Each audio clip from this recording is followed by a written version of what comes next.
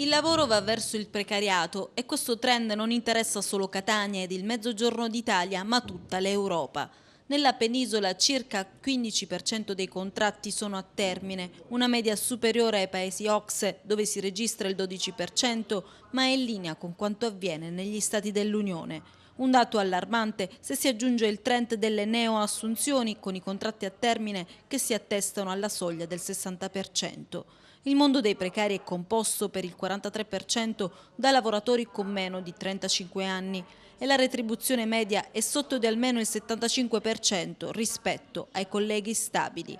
Uno scenario di vera emergenza che è stato affrontato nel corso dell'incontro dal titolo Lavoro, riforma, precari organizzato dalla CGIL di Catania. Oggi in Sicilia c'è una crisi dirompente, sono circa 20.000 gli ex lavoratori che usufruiscono di ammortizzatori sociali in deroga. Nell'arco di qualche mese, perché l'accordo quadro è stato raggiunto a marzo, si sono già bruciati qualcosa come oltre 30 milioni di euro, non c'è più un euro in cassa, la regione non cofinanzia e la crisi sta continuando a andare avanti. Grossi gruppi, non è solo un problema della Fiat, ma la stessa cosa vale per Italcementi, la stessa cosa vale per la Keller, la stessa cosa vale per l'Eni di Gela. Grossi gruppi stanno cedendo il passo e noi non possiamo acconsentire che tutto questo avvenga nella più totale indifferenza della politica.